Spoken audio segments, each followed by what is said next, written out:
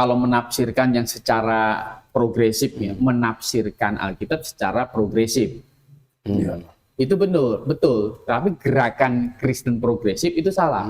Tapi menafsirkan penulisan Alkitab secara progresif. Secara progresif. Itu betul. Itu betul. Kenapa? Karena kan Alkitab itu kan tidak turun satu malam.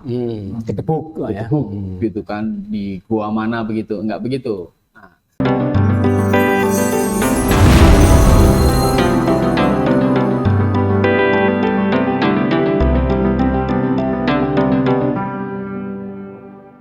Selamat malam Bapak Ibu Saudara yang dikasihi Tuhan Yesus Kristus. Malam hari ini kembali Anda bersama dengan kami di acara podcast Kebenaran. Kalau kemarin itu kita kupas soal perihal adakah keselamatan di luar Yesus Kristus.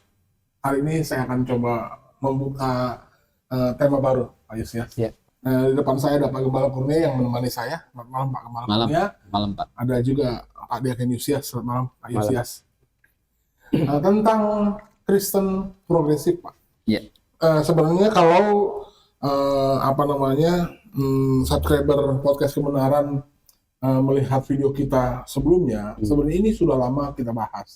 Sebelum tentang kata Kristen progresif ini viral di media sosial, memang channel kita ini sudah lebih dahulu membahas, tapi belum spesifik gitu. Dan kita sebenarnya lupa menekankan kata Kristen progresif itu. Tetapi kasus Pastor Brian Siawarta ini sekarang katanya dengar-dengar sudah tidak lagi menjadi pendeta.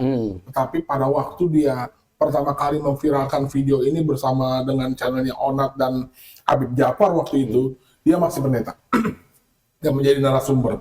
Akhirnya diberikan serentetan pertanyaan tentang perbandingan antara Kristen dengan pihak Muslim. Tetapi pada waktu itu untuk mewakili pihak kekristenan pada waktu itu yang tampil adalah pendeta Brian Siawarta ini yang mengatasnamakan bahwa dia membawa pengajaran Kristen progresif gitu. Kata progresif ini sendiri sebenarnya kan kalau melihat dari Kamus Besar Bahasa Indonesia Pak, ini kan sebenarnya ada perkembangan gitu, ada perkembangan. Sebenarnya kalau ditempelkan dengan kata Kristen bisa jadi artinya Kristen yang berkembang gitu. Berkembang apa maksudnya? Nah ini yang saya mau kepas Pak. Sebenarnya kan kalau orang Kristen yang hidupnya sesuai dengan Alkitab, berkembangnya orang Kristen kan nggak boleh keluar dari Alkitab. Justru berkembang moralnya makin bagus Pak. Ini penting sebenarnya. Tapi sepertinya tidak begitu Pak Yusias. Jadi yang dimaksud dengan kata Kristen progresif di sini adalah justru setelah dia menjadi orang Kristen, dia pengetahuannya bertambah dan akhirnya banyak pendapat-pendapat yang sebenarnya menyalahi Alkitab itu sendiri. Berarti kata menyerang Alkitab. Menyerang Alkitab. Tetapi kami di sini tidak akan mencoba mengupas itu lebih dalam. Saya rindu Pak Kurnia memberikan penjelasan kepada pemirsa bagaimana definisi sebenarnya Kristen progresif itu apa sih? Lalu bagaimana menurut Alkitab kata Kristen progresif ini? Apakah pengajarannya ini penting ya Pak? Bukan katanya, tetapi apakah pengajaran Kristen progresif ini itu sesat atau tidak? Silakan. Kalau ditanya definisi, saya bacakan saja ya, kita lihat definisi ini. Ini Kristen progresif nih. Saya baca nih. Sebuah gerakan yang menekankan bahwa kehadiran di gereja bukanlah syarat utama menjadi Kristen. Namun yang terpenting adalah keadaan hati. Selain itu Kristen progresif, jadi gerakan Kristen progresif memandang bahwa Yesus bukan satu-satunya juru selamat. Nah, jadi dia progresif di sini. Kemudian dengan keyakinan bahwa tindakan baik dapat menjadi jalan keselamatan dengan ukuran yang berbeda-beda untuk setiap individu. Makanya di dalam podcast yang Pastor Brian itu, dia berkata dengan Ustadz Jafar, katanya nggak percaya sebaik Ustadz Jafar gitu. Habib ya Tuhan bisa hanya karena orang Habib ini tidak mengenal Yesus, tidak mengaku Yesus itu Tuhan, masa masuk neraka. Jadi itu utamanya. Ya. Dan itu adalah sebenarnya dampak begini. Nah, ini saya lanjutkan lagi. Gerakan Kristen progresif bisa juga dikatakan kelanjutan dari gerakan teologis pasca liberal. Berarti induknya adalah sebenarnya teologi liberal. Teologi liberal, gitu. Oke. Jadi kalau teologi liberal itu berpikir begini, Alkitab ini bisa salah, gitu. Kenapa bisa salah? Karena mereka berpikir bahwa ini kan tulisan manusia, penulisnya manusia. gitu. Maka bisa berkembang kemana-mana kalau nggak ada patokan, kan begitu. Ya, ya. Kalau kita berkata begini, bahwa ini gerakan ini sangat bahaya. Bahaya di mana, Pak? Karena menyerang Alkitab, kan? Oke. Ujung-ujungnya menyerang Alkitab, Pak. Menyerang Alkitab. Klaim bahwa Yesus Kristus satu-satunya juru selamat itu jadi bisa salah karena kalau Alkitab itu juga bisa salah, kan gitu. Kalau kita percaya begini, kenapa Alkitab ini walaupun ditulis oleh manusia, nabi-nabi kan manusia, tetapi tidak ada satu pun ada kesalahannya. Dari perjanjian lama sampai perjanjian baru itu tidak ada kesalahannya. Yang dimaksud kesalahan seperti apa? Baik saling kontradiksi, gitu kan, bertentangan, gitu kan, berlawanan, atau bertentangan dengan ilmu pengetahuan, sejarah, itu tidak ada pertentangan, gitu. Kenapa? Karena kita percaya ada peran Roh Kudus di dalam pengilhaman para penulis ini. Ini yang diabaikan oleh para Kristen liberal sebenarnya. Gitu. Ini yang diabaikan mereka. Jadi Alkitab bisa salah. Jadi mereka adalah Kristen yang muncul sekitar abad 18-an gitu, dan muncul untuk menyerang Alkitab. Gitu. Kalau kita membaca Injil Yohanes, Yohanes berapa, Pak? Yohanes pasal 14 ya, ayat 26. Tetapi penghibur yaitu Roh Kudus yang akan diutus oleh Bapa dalam namaku, dialah yang akan mengajarkan segala sesuatu kepadamu dan akan mengingatkan kamu akan semua yang telah kukatakan kepadamu. Ya, ada juga yang orang pengajar yang menafsirkan secara salah, gitu, menafsirkan ayat ini secara salah bahwa kalau begitu kita itu nggak usah ada belajar sama manusia, gitu kan. Dari ayat ini belajar sama Roh Kudus langsung, begitu. Sebenarnya ayat ini adalah sebenarnya penekanan dari ayat ini jaminan bahwa Alkitab ini tidak mungkin salah, salah catatkan, salah cerita, itu tidak mungkin. Kenapa? Karena Roh Kudus katanya dialah yang akan mengajarkan segala sesuatu kepadamu. Ini maksudnya bukan kepada kita, bukan kepada semua orang Kristen, tetapi kepada murid-murid, hanya kepada rasul-rasul saja. Karena untuk kepentingan apa? Kepentingan kitab suci ini, kitab suci. Kepentingan pewahyuan yang tertulis ini. Karena apa? Karena di sini kan dibilang apa? Akan mengingatkan kamu akan semua yang telah kukatakan kepadamu. Jadi secara konteks ini mereka akan diingatkan tentang apa yang pernah Tuhan Yesus langsung ajarkan kepada mereka oleh Roh Kudus. Oleh Roh Kudus. Gitu. Jadi itu sebenarnya spesifikasinya, bukan spesifik kepada rasul-rasul saja. Betul.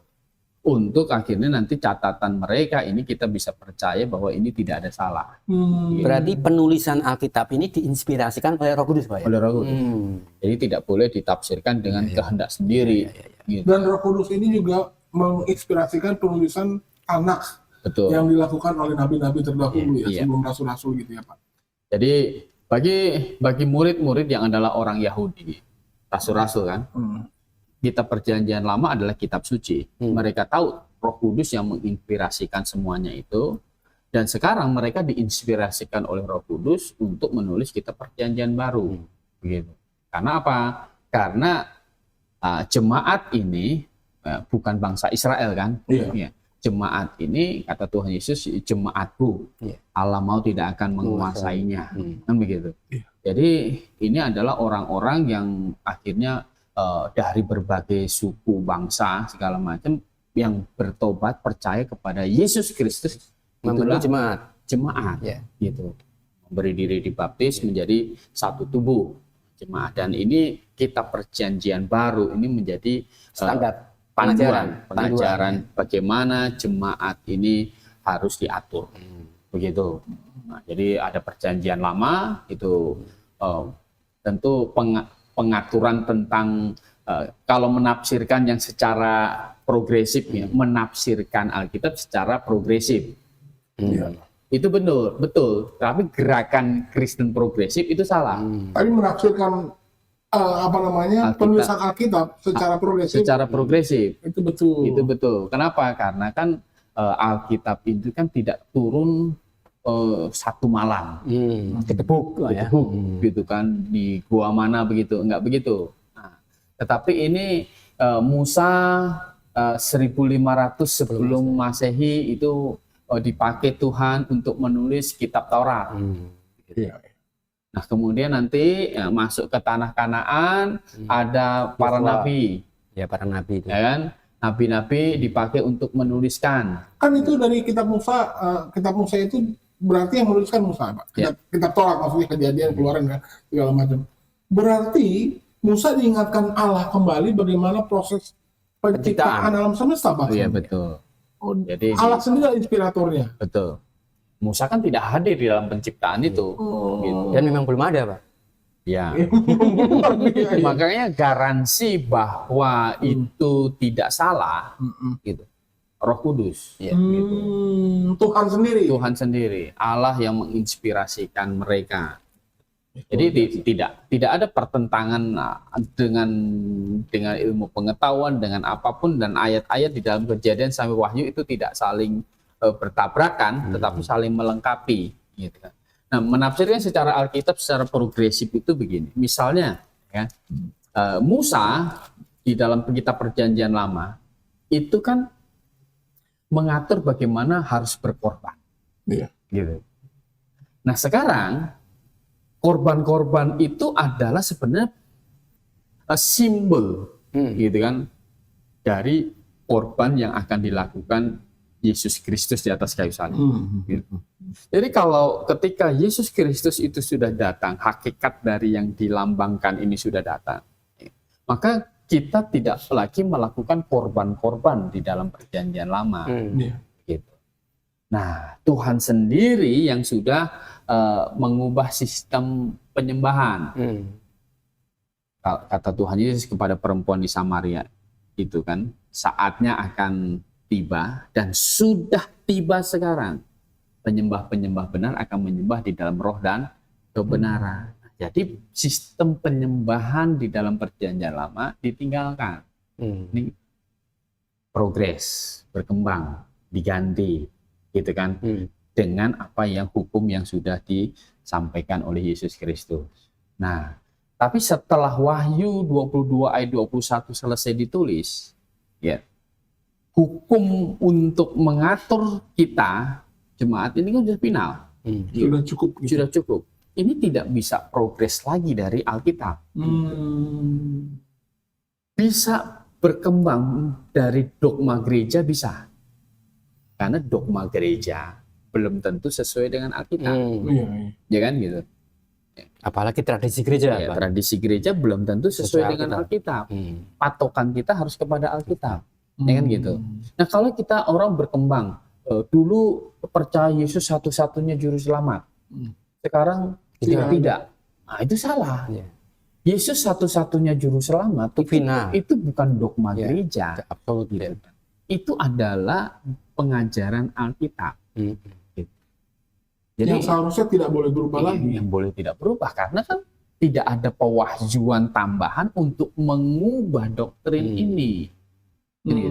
Tapi dogma gereja bisa berubah. Dogma gereja bisa Itulah berubah. Makanya semakin banyak jenis tambah lagi aliran baru, ajaran baru, sekte baru, begitu ya Pak? Ya, jadi mereka akhirnya kita kalau cocokkan ke dalam Alkitab, doktrinnya salah nih.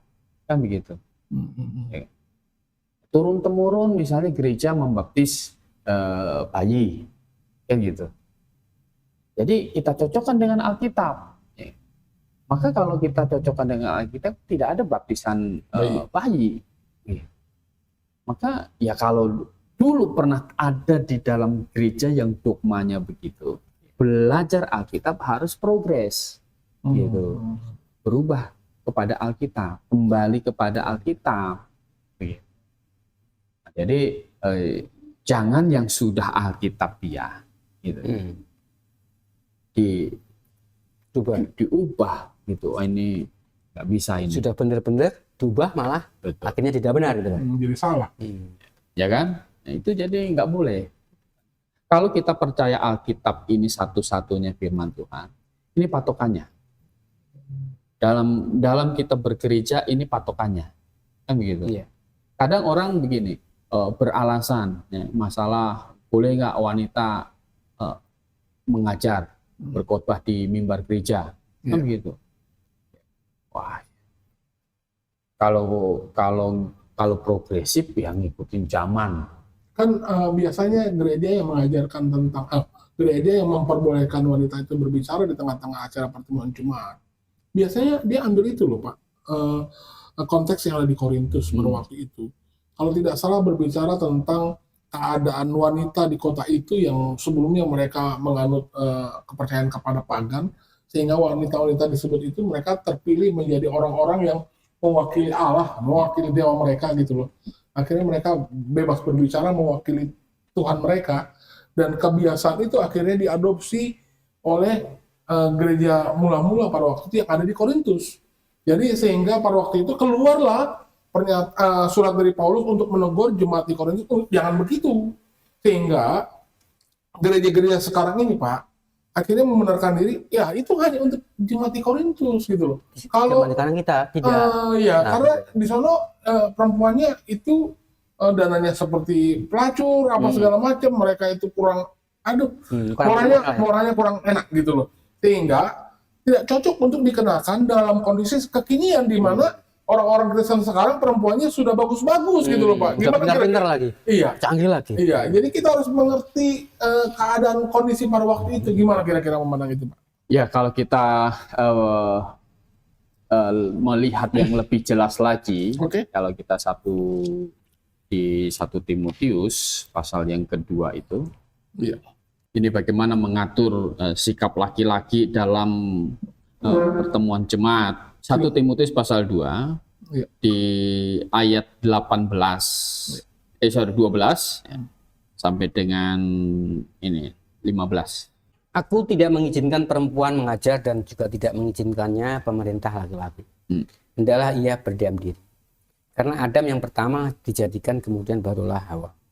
Lagi pula bukan Adam yang tergoda, melainkan perempuan yang itulah yang tergoda dan jatuh ke dalam dosa. Ya, oke. Jadi alasan dari aku tidak mengizinkan perempuan mengajar, itu alasannya adalah bukan karena keadaan perempuan nggak sekolah lah, keadaan perempuan misalnya di Korintus itu banyak perempuan nggak bener lah, bukan begitu. Tapi di sini Paulus bilang begini, karena Adam yang pertama dijadikan. Nah ini persoalannya ini. Adam yang memimpin maksudnya. Adam yang memimpin, gitu. Desainnya Tuhan begitu. Kemudian barulah apa? Hawa. Nah, ada tambahan lagi ayat 14. Lagi pula bukan Adam yang tergoda, melainkan perempuan itulah yang tergoda dan jatuh ke dalam dosa. Iya, apalagi setelah jatuh ke dalam dosa, gitu kan. Bukan Adam yang tergoda, Hawa yang tergoda. Jadi sudah pertama Adam yang diciptakan, kemudian Hawa yang tergoda. Ini alasannya Rasul Paulus di dalam jemaat tidak mengizinkan perempuan mengajar dan memerintah laki-laki. Tapi kenapa ada nabi perempuan, Pak? Nah, ada nabi perempuan kita tahu dicatat ada nabi perempuan. Ini kan nabi itu kan bukan mengatur di dalam jemaat ini. Berarti perempuan sekarang ini, kita bilang Tuhan tidak izinkan mengajar di dalam acara pertemuan jemaat. Tapi kalau kita misalkan ada perempuan di luar gitu, boleh ngomong ajar kita gitu Pak? laki-laki ini kalau kita salah? Bagaimana? Di rumah? Di luar. Di luar acara. Di luar acara pertemuan Oh, jemaat. boleh lah. Boleh. Nah, kamu ini salah di sini loh. Ayatnya ini bisa. begini, salahnya begini. Boleh gitu. Boleh. Yang diatur di dalam Timotius ini bagaimana perempuan dalam pertemuan jemaat. Ya Yang tidak boleh mengajar di acara pertemuan jemaat. dalam pertemuan Tapi jemaat kalau mengajar di luar boleh. mengajar di luar di rumah. Maksudnya di luar acara pertemuan Oh jemaat. bisa. Kan pernah terjadi kasus di dalam Kisah Para Rasul, Ya, Apolos gitu kan, yang mengajar di sinagog, kemudian ada kurang pengetahuan, Ditegur Priscilla. diajak pulang ke rumah Priscilla dan Aquila itu dikasih tahu. Jadi bisa, yang diatur adalah yang tidak boleh mengajar itu di dalam pertemuan jemaat. Makanya nyambung di 2 Timotius pasal 3 itu, ini syarat dari penilik jemaat untuk jadi gembala. Ini di 1 Timotius pasal 3 ayat 2. Karena itu penilik jemaat haruslah seorang yang tak bercacat. Ya. Suami dari satu istri. Oke. Jadi suami dari satu Istri. istri. Ini laki-laki atau perempuan? Oh, bukan kebalik ya? Bukan kebalik. Bukan istri dari satu suami. Penilik jemaat ini yang dimaksud siapa, Pak? Penilik jemaat ini, gembala. Gembala. Jadi Gembala kalau begitu di gereja kalau jabatan pendeta salah dong, Pak? Nggak ada dong ya? Maksudnya perempuan gitu loh Pak. Perempuan. Jabatan gembala perempuan gitu. Perempuan. Gembala. Nggak bisa. Tapi kalau presiden Jadi presiden. boleh. Presiden boleh. Ketua partai Boleh. bebas ya Pak. Ini yang diatur jemaat. Jemaat. Jadi kitab suci perjanjian baru ini mengatur bagaimana jemaat Kristus berjalan. Gitu. Jadi karena jemaat Kristus ini bukan negara. Gitu. Pengaturan ke Israel, sebuah negara, ya kan, itu tidak plek-plek diterapkan di dalam gereja. Jadi boleh saya singkat lagi bahwa jemaat ini bukan lembaga negara, Pak? Bukan. Dan bukan Israel. Maka di dalam jemaat Kristus ini tidak ada imam. Kan begitu. Itu yang alkitabiahnya. Gitu. Ya kalau ada dogma gereja bilang ada imamnya, ya dogma gereja boleh perempuan mengajar, itu dogma, gitu kan. Itu aturan gereja. Gitu. Tetapi di dalam Alkitab kan jelas tidak boleh. Ya makanya kalau berkembang dari dogma gereja kepada Alkitab boleh. Lebih bagus, Mas. Lebih bagus. Ya. Tetapi yang tidak boleh adalah kamu berkembang dari Alkitab keluar. Gitu. Artinya tidak di tracknya gitu ya Pak. Betul, doktrinnya tidak sesuai dengan Alkitab. Itu malah yang tidak boleh. Ya kalau Kristen progresif, itu kan dia bisa berkata sampai bahwa di luar Yesus itu juga bisa ada keselamatan, ya karena sebenarnya mereka sanksi Alkitab ini satu-satunya firman Tuhan atau tidak.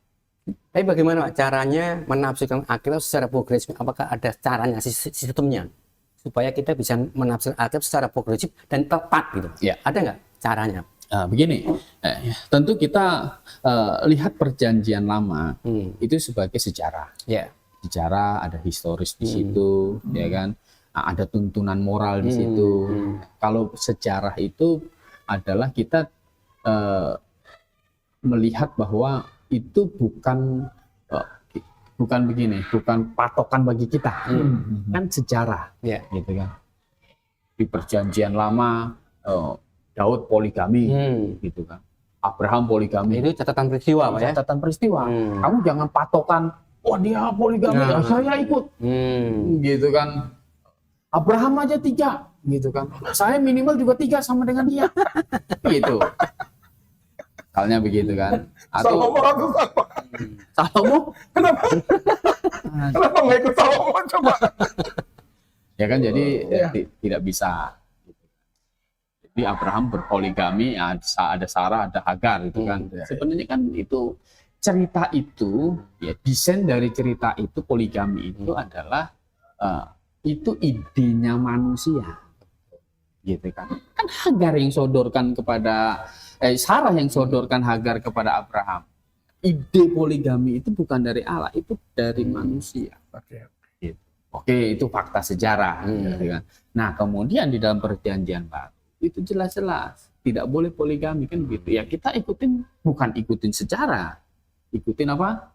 Pengajaran yang mengatur bagaimana persoalan itu diatur gitu. Nah, jadi artinya kita melihat hukum itu mana yang terakhirnya, yang kalau persoalan itu poligami kan begitu. Itu yang kita ikutin. Artinya gitu. Sama kita melihat konteksnya. Kalau tadi kita membaca Injil Yohanes pasal 14 tadi kan, bahwa Roh Kudus itu akan mengingatkan kamu, para rasul.